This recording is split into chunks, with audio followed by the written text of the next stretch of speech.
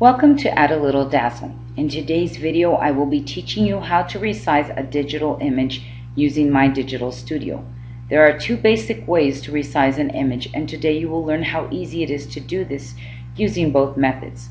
We will then apply the skill we've learned today to our featured project, which is the Great Grads Metal Emboss pop-up gift card holder. Using My Digital Studio gives us the flexibility to create the project we have in mind without any limitations to size. So let's get started. When you first come to the My Digital Studio page, once you've opened your program, this page is gonna show up and it reads new project options, and you have 5 different options. You're gonna choose the multiple output options and you're gonna left click on it once.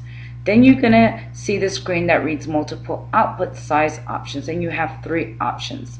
You can choose either of these 2, as this is the size that will fit through your printer. And so I'm going to choose the 11 by 8.5 landscape.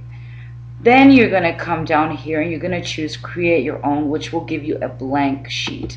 I click on it and it is asking me for a project name, so I'm going to name it Class of 2012, and I'm going to come over here and left click OK. It is now creating the file. You can see the file name right up here, Class of 2012.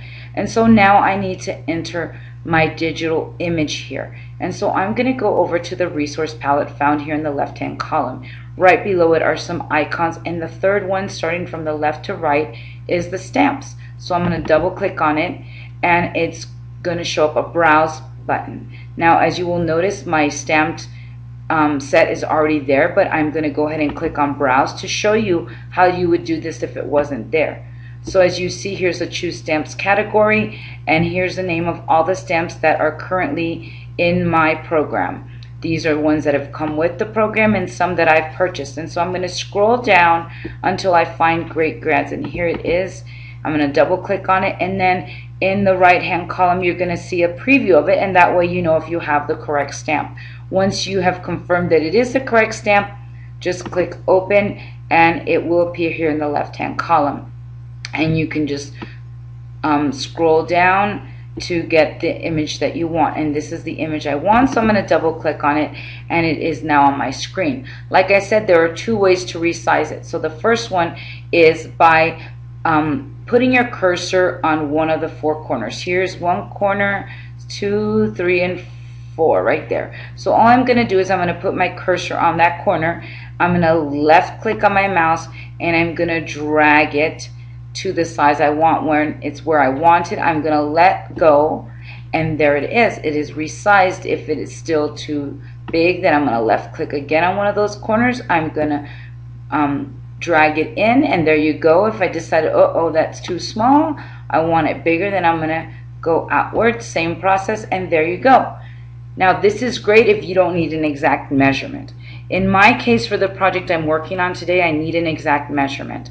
I need a 1-inch circle, as this image will be placed inside a flattened bottle cap. And so I'm going to take my cursor, I'm going to put it inside the digital image, and I'm going to right click, and this window is going to pop up. I'm going to scroll down to edit object, and when I'm there, I'm going to left click, and this window stamp settings is going to appear. You will see X, Y, W, and H. So I'm going to go to W, I'm going to double click, it's highlighted, I'm going to backspace to clear it, and I'm going to type in 1.25. Then I'm going to go to H and I'm going to backspace 1.25, and then I'm going to close it X. There's my image. It is exactly at 1 1/4. Now you may be asking yourself, why did I add 1 1/4 instead of 1 inch?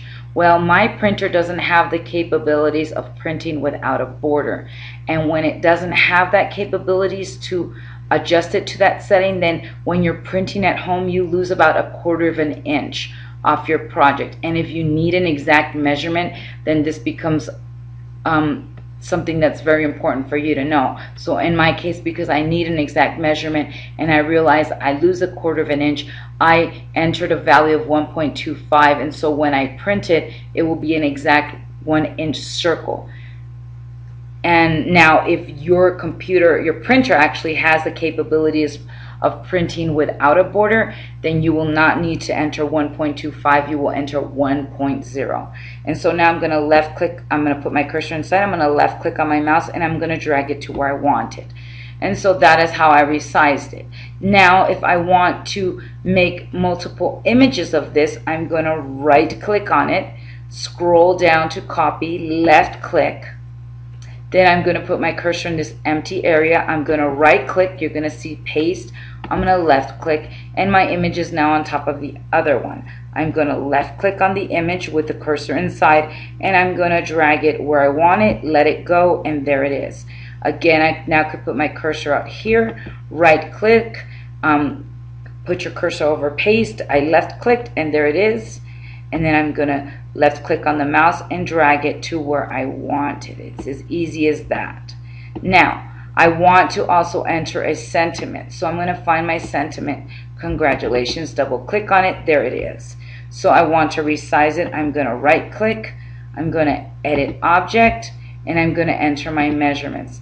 In this case, the measurements are very important because I need this sentiment to be an exact size to fit inside the punch I'm going to be using. So I'm going to type in 1.829, and then I'm going to click on H, backspace, and I'm going to enter 0.638. Yes, the measurement already was in there. It automatically picked it up, but sometimes it doesn't pick exactly the measurement you want, and so that's why I showed you how to highlight it, remove it, and place it in. And then you're going to click X, and there it is. And then you're going to left click and move it to where you want it. You're going to right click on the image, scroll down left, left click on copy. Now you're going to put your cursor out here, right click, paste, left click, it's there on top of the other image. You're going to put your cursor over it, left click and drag over, and there it is. And so it's as easy as that. Now again, I said if I wanted to resize it and size didn't matter, an exact measurement, then I would just put my cursor at the end and drag it, let go of the mouse, and there you go. It is that easy to resize an image. Like I said, this is really easy, and so I encourage you to take time to practice this until you get the hang of it. And as we continue to add tutorials and we continue to learn new things, we invite you to visit us at www.addalittledazzle.com for a free PDF tutorial for the second part of this project and many more. We also invite you to visit our Add a Little Dazzle store and Stampin' Up store, where you can find supplies for all your crafting needs. If you have any questions, email me at monica@addalittledazzle.com. Thanks, and have a dazzling day.